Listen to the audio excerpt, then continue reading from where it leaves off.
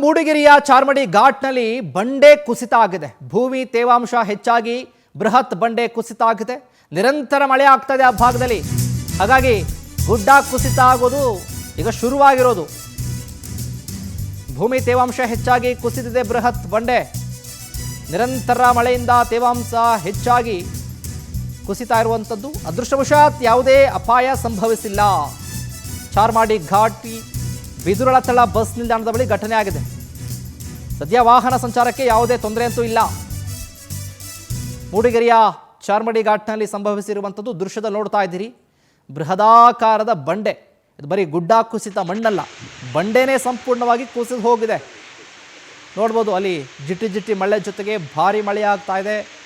ಆ ಮಳೆಯ ಜೊತೆಗೆ ತೇವಾಂಶ ಹೆಚ್ಚಾಗಿದೆ, ಭೂಮಿ ಸಡಿಲಿಕೆ ಆಗಿದೆ. ಹಾಗಾಗಿ ಸಂಪೂರ್ಣವಾಗಿ ಬಂಡೆನೇ ಕುಸಿದಿದೆ. ಚಾರ್ಮಡಿ ಘಾಟಿ ಬಿದಿರುತಳ ಬಸ್ ಸ್ಟಾಪ್ನಲ್ಲಿ ಆಗಿರುವಂಥ ಘಟನೆ ಇದು.